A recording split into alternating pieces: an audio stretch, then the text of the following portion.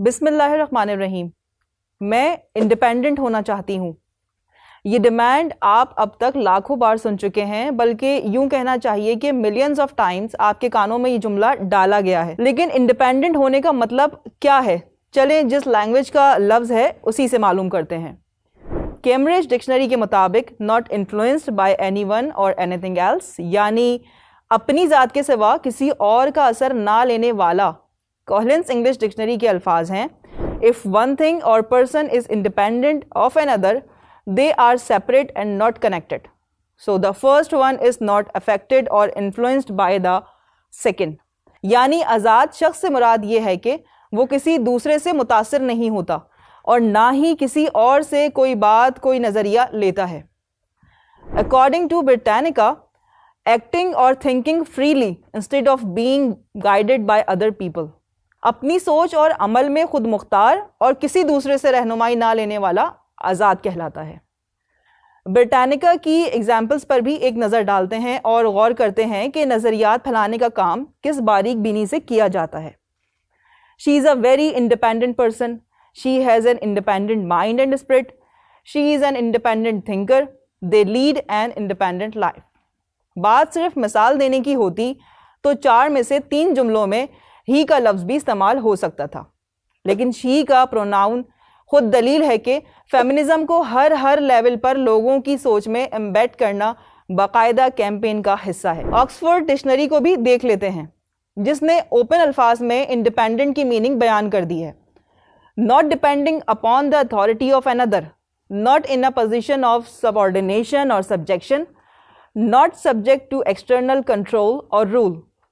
کسی دوسری ذات کے اختیار پر انحصار نہ کرنا، کسی کے ماتحت نہ رہنا، کسی بیرونی دباؤ یا حاکمیت کے تابع نہ ہونا. یہ ہے انڈیپینڈنٹ ہونے کا اصل معنی. اور جب ایک مسلمان لڑکی کہتی ہے میں انڈیپینڈنٹ ہونا چاہتی ہوں تو اس کو معلوم ہونا چاہیے کہ وہ لبرلزم کے اس ایجنڈے کا شکار بن رہی ہے جو عورت کو اس کی پناہ گاہ اور اس کے گھر سے باہر نکالنے کا ایجنڈا ہے. کہیں سوشلزم اور اکثر کیپٹلزم کا غلام بنانے کا ایجنڈا ہے، یعنی مال بیچو اور مال کماؤ.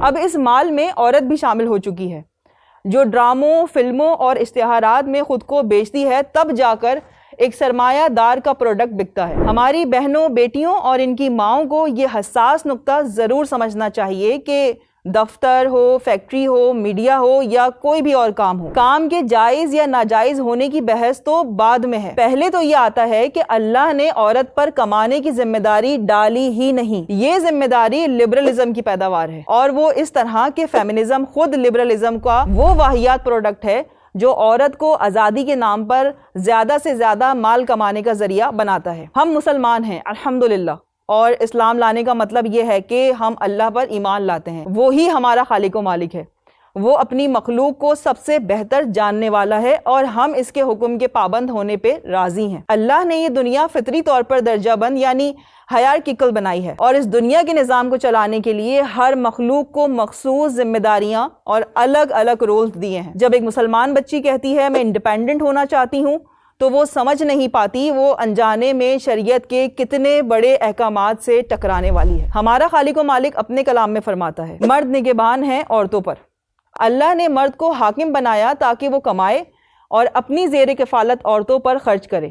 انڈیپینڈنٹ ہونے کا مطالبہ اس حاکمیت سے انکار پر مبنی ہے. اب اس آیت کو فردر دیکھتے ہیں کہ اللہ نے ان میں ایک کو دوسرے پر فضیلت دی. ڈکشنریز ہمیں بتاتی ہیں کہ انڈیپینڈنٹ اسے کہتے ہیں جو کسی دوسرے کو اپنے آپ سے افضل نہ مانے، کیونکہ افضل ماننے سے اطاعت کرنا بھی لازم ہوگا. کیا یہ اللہ کے حکم کی کھلی خلاف ورزی پر اکسانا نہیں؟ سورہ احزاب میں اللہ فرماتا ہے اور اپنے گھروں میں ٹھہری رہو اور بے پردہ نہ رہو جیسے پہلی جاہلیت کی بے پردگی. انڈیپینڈنٹ ہونے کی بیسک ڈیمانڈ کیا ہے؟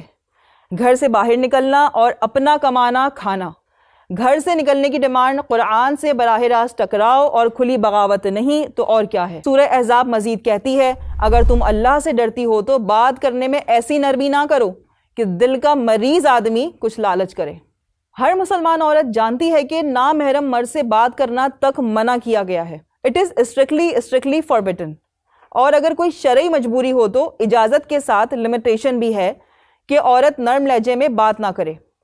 کیونکہ نفس پرستی کی بیماری میں مبتلا مردوں کے دل بیمار ہوتے ہیں، جن کی وجہ سے ان کے دلوں میں لالچ پیدا ہو سکتی ہے اور اس سے فساد کے دروازے کھل جاتے ہیں۔ لیکن جو لڑکی انڈیپینڈنٹ ہونا چاہتی ہے، کمانا چاہتی ہے، خود مختار بننا چاہتی ہے، فریڈم کا مطالبہ کرتی ہے، وہ ہرگز سخت لہجہ استعمال نہیں کر سکتی۔ ریسیپشنسٹ جیسی جاب جو یقیناً کسی کی بھی ڈریم جاب نہیں ہے، لیکن وہاں بھی عورت کے لہجے کی مٹھاس میں لپیٹ کر پروڈکٹ بیچا جاتا ہے۔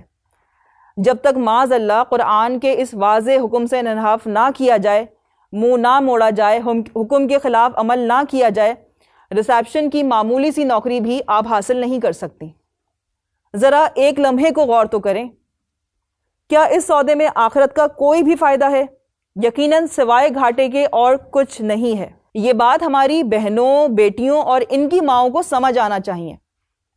مغربی نظریات مسلمان کے لیے نہیں ہیں، مسلمان کے لیے اس کا دین اور اس کی شریعت ہے۔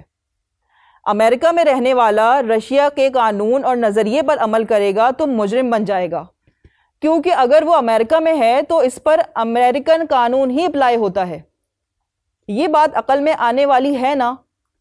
تو امت محمدی صلی اللہ علیہ وآلہ وسلم کی مسلمان عورت کفار کے قوانین اور نظریات پر عمل کرے گی تو آخر کیا بنے گی؟